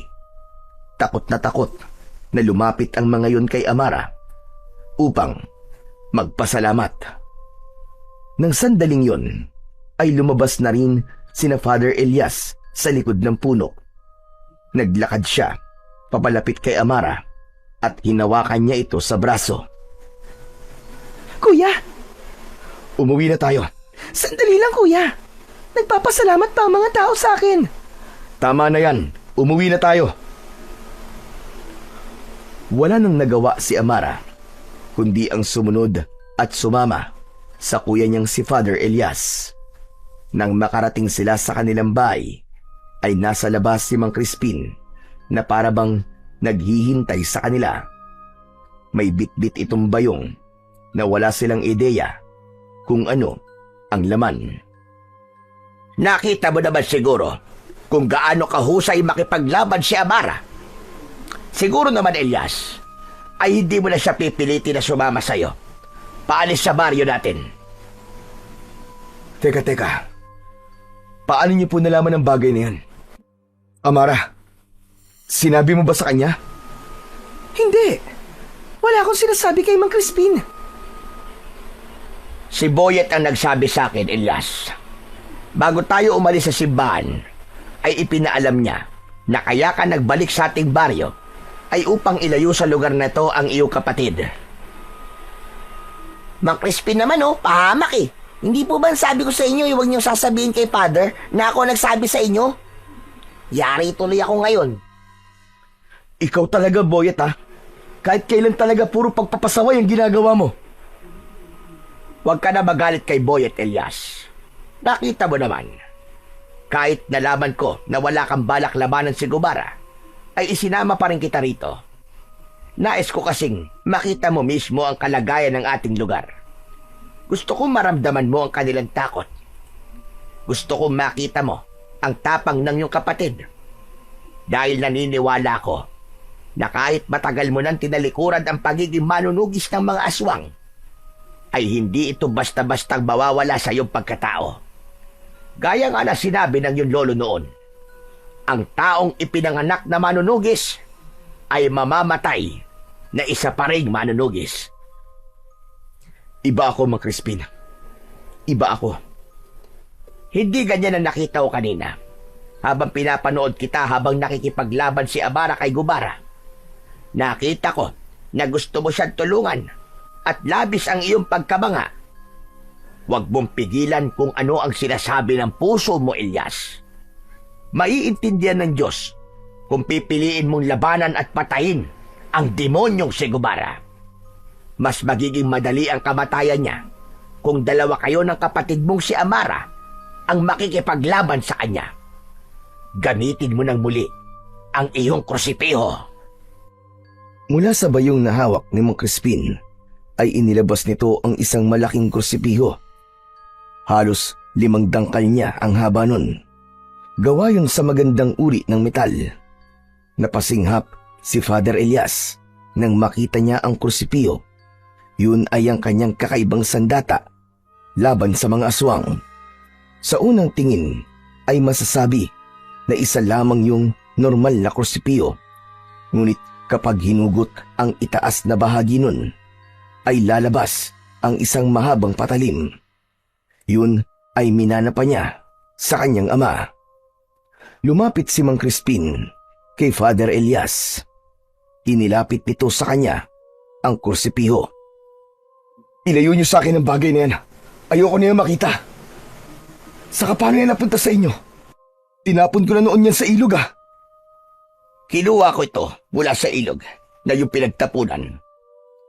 Alam ko na darating ang panahon na muli mo ito kakailanganin. Kaya itinago ko at inalagaan. Nagkakabali ka, Mang Crispin. Hindi ko na yan kailangan at kahit kailan, Hindi ko na muling gagamitin ang sandatang yan. Kuya, pakiusap. Tulungan mo akong labanan si Gubara. Oo, nagagawa ko siyang itaboy. Ngunit nararamdaman ko na habang tumatagal ay palakas siya ng palakas. Ayokong dumating sa punto na kapag sobrang lakas na siya, ay hindi ko na siya kayang labanan. Kaya bago pa niya tuluyang makamit ang buo niyang lakas, ay dapat na natin siyang tapusin. Hindi, ayoko. Hindi niyo ako mapipilit na muling maging manunugis. Hindi ako bumalik dito para makipaglaban sa aswang. Nandito ako para sunduin ka, Amara. Nandito ako para ilayo ka sa panganib at sa lugar na to. Ngunit nagulat si Father Elias nang kunin ni Mang Crispin ang isa niyang kamay at ipinatong nito roon ang kursipiho. Naramdaman niya ang lamig nun. Mabigat yun. Pero kahit matagal niya na yung hindi nahahawakan, ay tila sanay na sanay pa rin siya na dalhin yun. Magnilay-nilay ka, Elias. Pagmasdan mo ng madalas ang sandata na ginamit mo noon para protektahan ang baryong ito laban sa masasamang elemento. Mag-isip ka ng mabuti at sa muli natin pag-uusap, kung ano man ang magiging desisyon mo, ay igagalang namin. Amara, uuwi na ako. Maraming salamat dahil muli mong iniligtas ang ating baryo mula kay Gubara. Matapos yun, ay umalis na si Mang Crispin. Naiwan sa mga kamay ni Father Elias ang kursipiho. Hindi na rin nagsalita sina Amara at Boyet. Magkasamang pumasok ang dalawa sa bahay. Naiwang mag-isa si Father Elias sa labas habang hawak niya ang sandata na napakaraming aswang na ang napaslang. Habang nakatingin si Father Elias sa kursipiho, ay hindi niya alam ang kanyang mararamdaman. Nang nagdesisyon siyang itapon yon, ay hindi na siya umasa na muli niya itong makikita. Kaya hindi pa rin siya makapaniwala na nasa mga kamay na niya ang kanyang nag-iisang sandata. Magdamag na hindi nakatulog si Father Elias dahil sa pag-iisip kung ano ang kanyang magiging desisyon. Nagtatalo ang kanyang utak at puso. Nais ng utak niya na sapilitang ilayo ang kapatid niyang si Amara sa lugar na yon. Ngunit ang gusto naman ng kanyang puso ay tulungan si Amara na labanan ang aswang na si Gubara.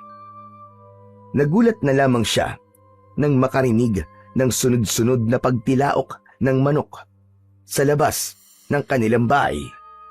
Nang buksan niya ang bintana, ay nakita niya ang unti-unting pagsilip ng araw sa silangan. Tinignan niya ang kursipihong nakasandal sa dingding. Hindi na kita kailangan. Matagal na kitang tinalikuran, gaya ng pakikipaglaban ko sa mga aswang. Isang desisyon ang nabuo sa isipan ni Father Elias ng mga sandaling yun. Kinuha niya ang kursipiyo at saka siya lumabas ng kanilang bahay. Malalaki ang kanyang mga akbang at makalipas ang ilang minuto ay narating na niya ang malinis na ilog na nasa bukana ng kagubatan. Bumalik sa alaala niya ang gabing itinapon niya roon ang sandata niyang kursipiho. Tinignan ni Father Elias ang krusipiho at kinausap niya yon na parabang naiintindihan siya nito. Patawarin mo ko kung sa pangalawang pagkakataon ay itatapon kita. Hindi na kita kailangan. Matagal na kitang kinalimutan. Pero nais kong magpasalamat sa iyo sa mga laban na kasama kita at naipanalo natin.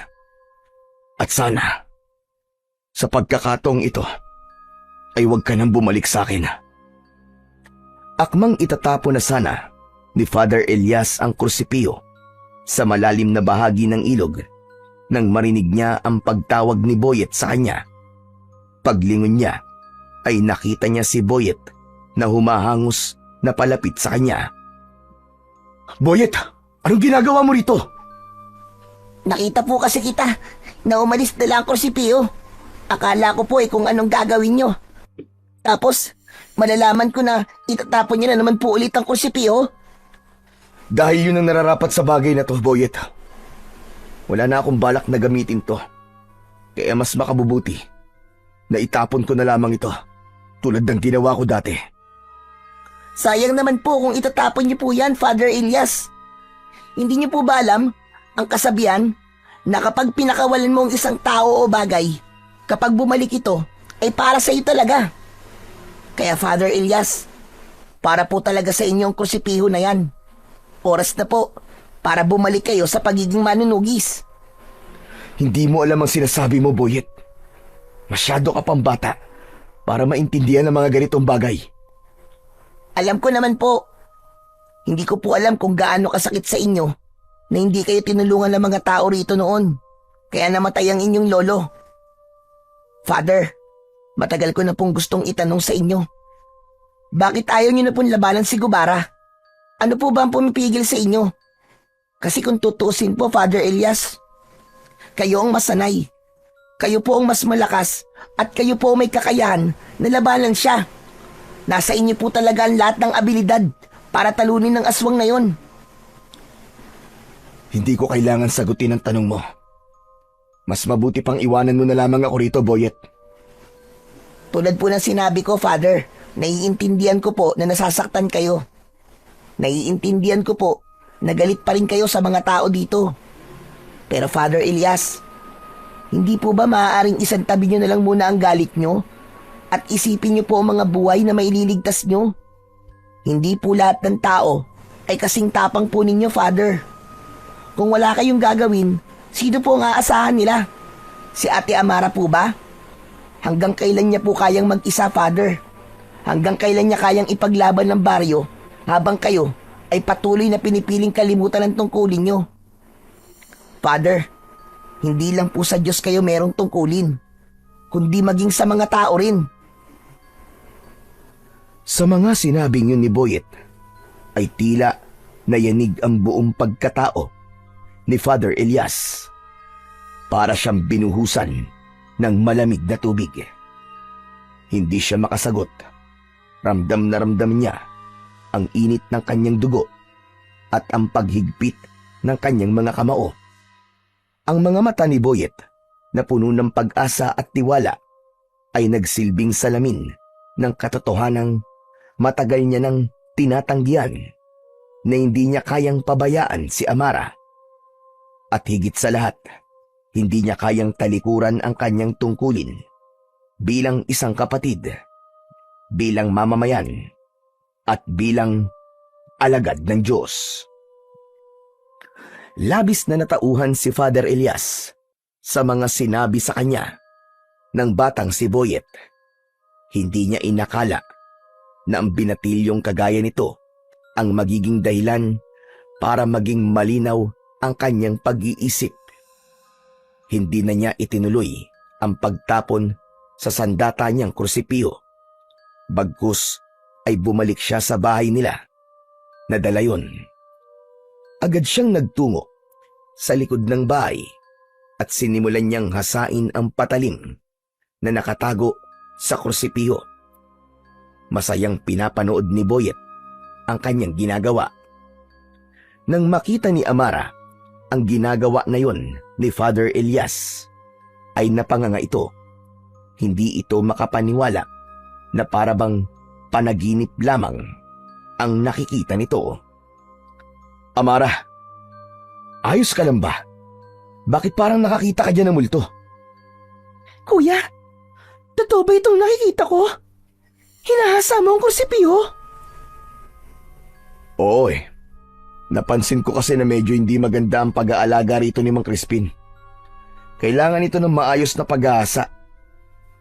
Pero sandali lang, kuya. Tama ba ang nasa isip ko? Gagamitin mo na ulit ang sandata mong yan? Hindi ko lang to basta gagamitin. Kundi sasamahan kita, Amara, sa pakikipaglaban mo kay Gubara. Kaya sa susunod na umatake rito si Gubara, ay hindi ka na mag-iisa sa pagharap sa kanya. Dahil dalawa na tayong makikipaglaban sa kanya. Dalawa tayong papatay sa kanya, Amara. Ano? Totoo ba ito, kuya? Baka naman binibiro mo lang ako. Kilala mo ako, Amara. Hindi ako ang klase ng tao na marunong magbiro. Magpasalamat ka dyan, oh, sa makulit na batang yan, kay Boyet. Ha? Bakit sa akin, Father? Anong ginawa ko? Boyet, napakalaki na nagawa mo. Nang dahil sa mga sinabi mo sa akin kanina sa ilog, ay nagliwanag ang pag-iisip ko. Ikaw ang nagsabi sa akin ng mga dapat kong marinig. Tama ka, Boyet. Hindi na dapat ako maging alipin ng galit at ng aking nakaraan. Walang magbabago kung patuloy ako magagalit sa baryong to. Marahil may dahilan kung bakit kailangan mawala ni Lolo. Maraming salamat sa iyo, Boyet. Walang anuman, Father Elias. Ang totoo, hindi ko naman alam na magkakaroon ng ganong epekto ang mga sinabi ko sa inyo kanina. Sinabi ko lang po kung anong sa tingin ko sa mga nangyayari. Naku, maraming salamat, Boyet. Maraming salamat din, kuya. Dahil nagbago na ang iyong isip. Hindi mo alam kung gaano ako kasaya ngayon. At sigurado rin ako na kapag nalaman to ni Mang Crispin, ay matutuwa siya. Kaya simulan na natin ang ating pagsasanay. Matagal na akong hindi nakikipaglaban sa mga aswang. Kaya kailangan ko ng mabilisan na pag-iensayo. Maluwaluwang tumango si Amara sa sinabing yun ng kanyang kuya Elias. Nang sandaling yun, ay buo na ang loob ni Father Elias na tulungan ang kapatid niyang labanan at patayin ang aswang na si Gubara. Sa umagang yun, ay tuluyan niya nang tinapos ang galit at tampo na meron siya sa kanilang baryo at sa mga naninirahan doon. At nangako siya sa kanyang sarili na gagawin niya ang lahat upang matapos na ang paggasik ng kasamaan ni Gubara. Agad na sinimulan ni Father Elias at Amara ang kanilang mabilisang pagsasanay. Nagtulungan sila sa pagtuturo sa isa't isa ng mga tamang galaw sa pag-atake at pagdepensa. Hindi pa rin makapaniwala si Father Elias na darating ang panahon na yon dahil hindi niya nakita na magiging isang manunugis din ang kanyang kapatid na si Amara. Habang nagsasanay ay manghang-mangha silang pinapanood ng batang si Boyet.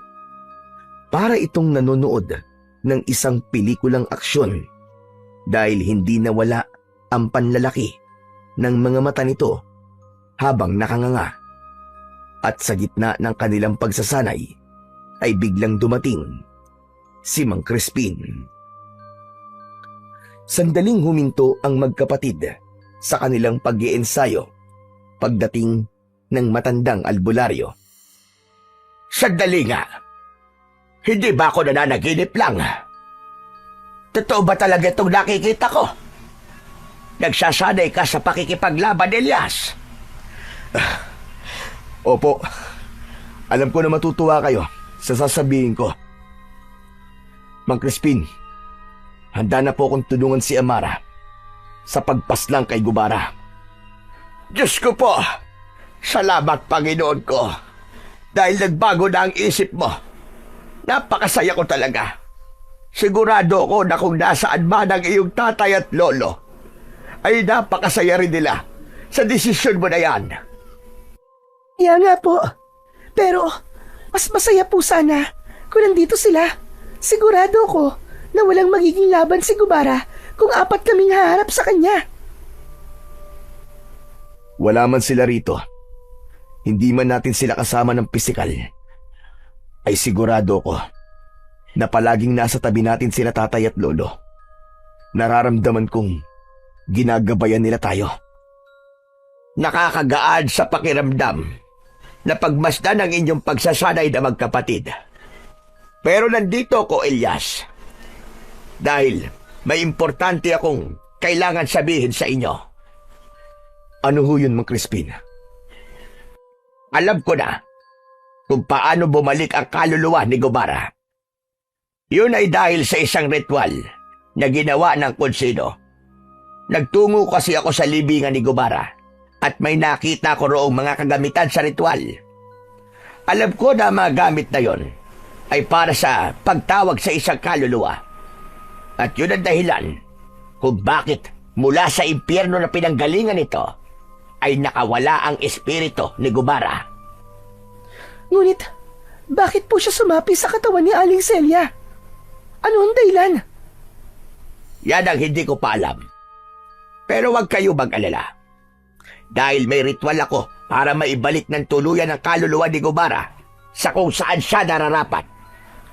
Kapag nagawa ko ang ritual na yon, ay hindi na siya kailanman makakaalis sa lugar kung saan siya nararapat. Kung ganun, ay gawin niyo na po, Mang Crispin, sa lalong madaling panahon.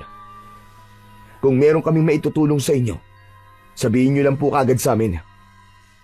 Malaki ang maitutulong niyo sa akin ni Amara Elias. Kailangan kasi na mamatay ang katawang ginagamit ni Gubara. At kapag nangyari yon, ay saka ko lamang magagawa ang ritual na sinasabi ko.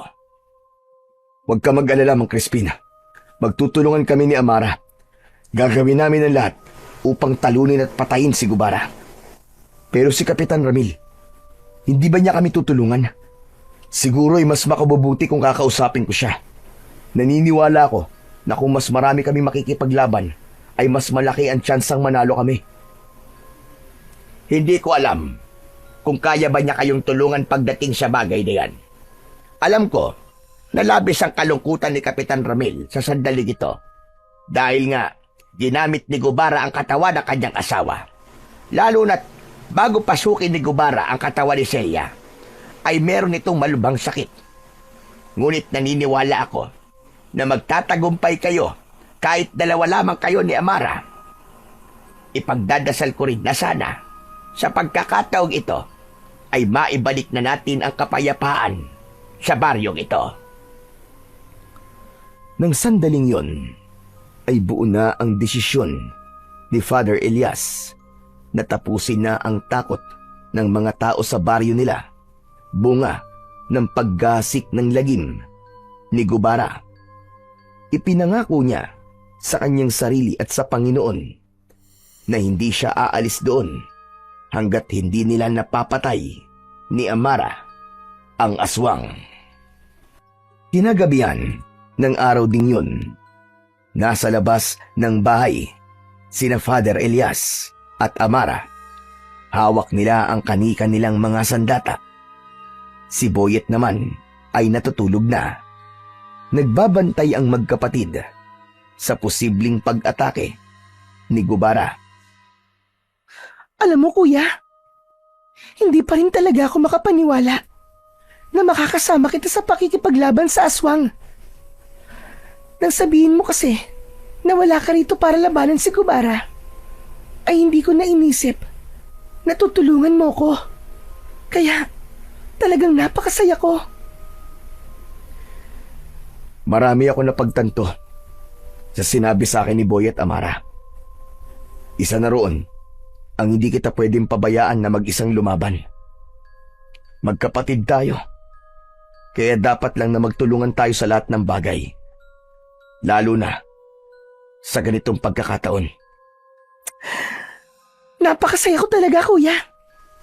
Nararamdaman ko na sa sandaling makaharap natin si Gubara, ayun na ang magiging katapusan niya. Naputol ang pag-uusap ng dalawang magkapatid nang matigilan si Amara. Hinawakan nito ang agimat na nakasabit sa leeg nito at saka ito tumingin kay Father Elias. Ano, Amara? Nararamdaman mo ba? Nandito na naman ba si Gubara? Oo, kuya. Nararamdaman ko siya. Tara na. Hanapin na natin siya. Tapusin na natin ngayon ang paggasik niya ng lagim. Magkasamang tumakbo sina Father Elias at Amara upang hanapin ang kinaroroonan ni Gubara. Hanggang sa narinig nila ang sigawan ng mga tao sa dulong bahagi ng kanilang baryo. Sa kanilang pagtakbo ay nakasalubong nila si Mang Crispin. Diyos ko, mabuti na lamang at nakita ko kayo magkapatid. Sumasalakay na naman si Gubara. Daroon siya, malapit sa ilog. Sige o, pupunta na po kami ron. Gawin niyo ang dapat niyong gawin. Sa sandaling mapatay niyo si Gubara, ay agad kong isasagawa ang ritual. Ipagdadasal ko ang inyong tagumpay. Sige o, kami na pong bahala kay Gubara. Pagkatapos nun, nagpatuloy ang magkapatid sa pagtakbo hanggang sa nakita na nila ang kinaroroonan ng aswang na si Gubara. Magkatabing tumayo sina Father Elias at Amara habang nakatingin sila sa aswang na inaatake ang mga tao. Gubara! Kami ang harapin mo! At huwag ang mga walang kalaban-laban! Humanda ka ngayon, Gubara. Dalawa na kami makakalaban mo. Kaya ito na ang magiging katapusan mo! Galit na tumingin ang aswang na bangkilan ina Father Elias at Amara. Malakas siyang umangil at saka yun sumugod sa kanila. Sa bilis ng galaw ni Gubara ay muntik na nitong makalmot sa muka si Father Elias. Hinarap naman ni Amara si Gubara at malakas nitong itinulak palayo ang aswang. Napasadsad ito ng bagya sa lupa. Naging mabilis ang kanilang sagupaan. Sa tuwing lumilipad si Gubara, ay bigla itong sumusugod ng napakabilis, pabulusok. Agad naman itong sinasalubong ni Father Elias ng pag-atake gamit ang kanyang patalim mula sa sandata niyang krusipiyo. Ngunit sa isang pagkakataon ay nagawang hampasin ni Gubara si Father Elias gamit ang malalapad nitong pakpak. Natumba si Father Elias ng pasadsad sa lupa. Akmang susunggaban siya ni Gubara, ngunit naging maagap si Amara. Buong lakas na tinaga ni Amara ang isang pakpak ni Gubara. Napasigaw sa sakit ang aswang. Muling tumayo si Elias at inundayan niya ng saksak sa tiyan si Gubara. Matapos masugatan ni na Father Elias at Amara ang aswang na si Gubara, ay napansin nila ang unti-unti nitong panghihina. Sinamantala nila yon at kahit lumalaban pa rin si Gubara, ay hindi sila pinanghinaan ng loob. Para na silang isang tao lang kung gumalaw at umatake. Naging sunod-sunod na ang sugat na nakukuha ni Gubara mula sa kanila hanggang sa tuluyan ng bumagsak si Gubara sa lupa. Punong-puno na ito ng sugat at naliligo na ito sa sarili nitong dugo. Hindi na rin ito makalipad dahil wasak na ang mga pakpak nito. Nilapitan na magkapatid si Gubara at tinignan nila ito ng walang awa. Sa wakas, pumagsak ka na ring demonyo ka. Tapos na ang mga gabing natatakot ng mga tao sa'yo. Ikaw nang tumapos sa kanya, Amara. Ikaw ang nagsimula sa pakikipaglaban kay Gubara. Kaya nararapat lamang na ikaw ang tumapos sa kanya. Eto, gamitin mo ang aking krusipiyo. Inabot ni Father Elias ang kanyang patalim kay Amara na agad naman itong tinanggap. Matapang itong tumango at mas lumapit pa ito kay Gubara upang tapusin na ang buhay nito. Ngunit nang akmang papatay na ni Amara si Gubara, ay isang hindi inaasahang tao ang biglang dumating. Walang iba kundi si Kapitan Ramil. Mas lalo silang nagtaka nang yakapin nito si Gubara na para bang pinoprotektahan nito yon. Luhaan si Kapitan Ramil at tila wala ito sa sariling katinuan. Kapitan Ramil, Lumayo ka dyan! Anong ginagawa nyo? Kapitan Ramil! Hindi nyo dapat nilalapitan si Gubara! Umalis kayo dyan! Hindi. Hindi ako papayag na patayin niyo ang aking asawa. Hindi ako makakapayag. Maawa kayo sa kanya. Kapitan Ramil, hindi na siya ang asawa mo. Ginagamit na lamang ng kung sinong espiritu ang katawan niya. Kaya layuan mo siya. Manahimik ka, Elias. Si Celia pa rin ito. Maniwala kayo sa akin. Ako may kagagawan kung bakit nakawala ang kaluluwa ni Gubara. Patawarin niyo ako. Ako ang gumawa ng ritual na itinuro sa akin ng isang magkukulam. Wala na akong magagawa eh. Ginawa ko yun dahil ang gabing yun ay namatay na ang aking asawa. Gusto ko pa sana siyang makasama at naniniwala ako na kung ang kaluluwa na gaya ni Gubara na malakas ang sasanib sa katawan ni Celia ay masahaba pa ang buhay niya. Magkakasama pa kami na matagal. Kaya nakikiusap ako sa inyo. Huwag niyong papatayin ang aking asawa. Ikaw palang dahilan, Kapitan Ramil, kung bakit nangyari lahat ng ito. Pero kailangan mo maunawaan na patay na ang asawa mo. Si Gubara na ang nasa katawan ni Aling Celia ngayon, Kapitan. Tanggapin mo na wala na ang asawa mo si Aling Celia. Masakit, Kapitan, pero kailangan mong tanggapin. Huwag kang maging makasarili at hayaan mo na patay na namin ang Gubara na yan. Hindi ako papayag. Kung papatayin niyo siya, ay unahin niyo na akong patayin. Patayin niyo ako. Ayoko makita ang kamatayan ng aking asawa sa pangalawang pagkakataon. Hindi ko kaya. Hindi ko kaya. Ngunit laking gulat nilang lahat nang biglang sinakmal ni Gubara sa leeg si Kapitan Ramil. Bumulwak ang dugo nito. Nangisay si Kapitan Ramil habang mabilis na inuubos ni Gubara ang dugo nito. Sa maikling minuto ay halos naging tuyot na ang katawan ng kapitan. Nagmistula itong bulok na kahoy. Nabahala si Father Elias nang mapansin niya na unti-unting gumagaling ang mga sugat ni Gubara. Alam niya na yun ay dahil sa dugong iniinom nito mula kay Kapitan Ramil. Amara! Sige na! Tapusin mo na si Gubara! Ngayon na! Pagkarinig nun ni Amara ay walang pagdadalawang isip nitong itinarak sa tapat mismo ng puso ni Gubara ang patalim mula sa krusipiho. Binitiwan na ni Gubara ang walang buhay na katawan ni Kapitan Ramil. Matapos yun ay tuluyan ng nalagutan ng hininga si Gubara habang nakabukas ang mga matang namatay ang bangkilan. Agad namang lumapit sa kanila si Mang Crispin na may dalang isang garapon. Hindi na nag-aksaya ng sandali si Mang Crispin at sinimulan na kagad nito ang ritual na sinasabi nito.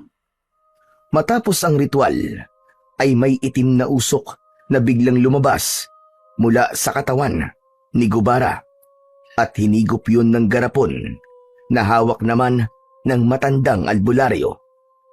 Mabilis na isinarado ni Mang Crispin ang garapon na hawak-hawak at inusalan nito yun ng isang dasal. Maya-maya pa ay lumapit si Mang Crispin kay Father Elias at inabot nito sa kanya ang garapon. Elias, sa'yo ko ipinagkakatiwala ang kulungan na ito ni Gubara. Hanggat hindi binubuksan ang garapon na ito, ay hindi na siya makakawala pa. Ang garapong ito ang magsisilbi niyang kulungan habang buhay. Huwag po kayong mag-alala, Mang Crispin. Dahil gagawin ko po ang lahat para hindi na po makawala si Gubara sa kulungan na ito. Maraming salamat po, Mang Crispin. Hindi, Elias. Kami ang dapat na magpasalamat sa iyo. At siyempre, sa iyo rin, Amara. Kayong dalawa ang nagbigay ng bagong pag-asa at simula sa ating baryo. Kayo ang mga totoong bayani ng baryong ito. Mabuhay kayong dalawa. Mabuhay kayong magkapatid. Mula sa kani-kanilang bahay ay lumabas na ang mga tao at naiiyak na pinalakpakan ng mga yun sina Father Elias at Amara at syempre si Mang Crispin. Hindi napigilan ni Father Elias ang mapaluha nang dahil sa labis na kasiyahan sapagkat muli niyang naramdaman ang kasiyahan na makatulong sa mga walang kalaban-laban. Maya-maya pa ay humahangos na dumating ang batang si Boyet. Halata sa mukha nito na bago lang itong gising. Nasa na? Nasa na ang aswang? Nasa na? Gusto ko siya makita. Teka, ano to? Tapos na po ba ang laban? Wala na. Tapos na, Boyet. Huli ka na. Tignan mo. At bangkay na ngayon si Gubara. Ay nako, sayang. Malas naman talaga, oh. Pabira. Napasarap ang tulog ko eh. Sayang talaga. Hindi ko nakita kung paano kayo nakipaglaban kay Gubara at paano niyo siya tinalo. Father, bakit hindi niyo po kasi ako ginising kanina? Pambira naman kayo, oh. Tulog mantika ka kasi, Boyet. Halika na nga. Umuwi na tayo. At ikikwento ko na lang sa'yo ang lahat ng nangyari mula sa umpisa hanggang sa napatay na namin si Gubara. Uy, ayos yun ah. Pero mas okay po sana kung nakita ko mismo ng personal. Ano bang gusto mong gawin ko? Buhayin ko ulit si Gubara tapos labanan ulit namin ni Amara? Huwag ka na nga maghimutok dyan. Halika na, umuwi na tayo. Ang kulit-kulit mo talaga eh. Natatawang ginulo ni Father Elias ang buhok ng naiinis na si Boyet. Wala nang nagawa ang binatilyo kundi ang sumama sa kanila pauwi sa kanilang bahay. Makalipas ang ilang araw ay dumating na ang araw ng pag-alis ni na Father Elias at Boyet. Inihatid silang dalawa ni Amara sa istasyon ng bus. Ano, kuya? Hindi na ba talaga magbabago ang isip mo? Hindi ka ba talaga pwedeng manatili ng kahit ilang araw pa? Sige na. Sa susunod na araw ng selebrasyon ng mga tao sa ating baryo dahil sa pagkawala ni Gubara.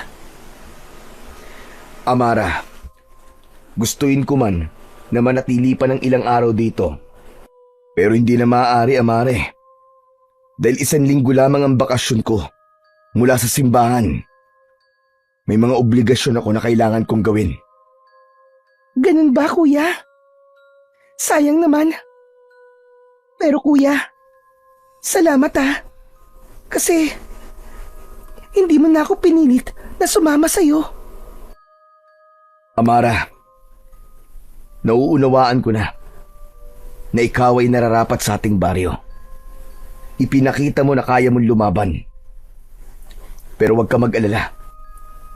Sa sandaling kailanganin niyo ulit ang tulong ko bilang isang manunugis, ay hindi ko na kayo pahihirapan na kumbinsihin ako na makipaglaban ulit sa mga aswang. Wala man ako sa ating baryo, Amara. Asahan niyo na ang puso ko ay nasa lugar na yon. Nang marinig na ni na Father Elias ang pagsigaw ng konduktor na aalis na ang bus, ay mabilis na nagyakap sina Father Elias at Amara. Sumakay na sila ni Boyet sa loob ng bus at nang umandar na yon, ay sumilip siya sa bintana at kumaway sa kanyang nakababatang kapatid. Ligtas na nakabalik sina Father Elias at Boyet sa baryo kung saan nagsisilbi si Father Elias bilang isang pari. Muli siyang naglingkod sa mga tao roon at nagpakalat ng magagandang salita ng ating Panginoon. Sa kabila ng kanyang tungkulin, hindi niya nakalimutan ang kanyang kapatid na si Amara.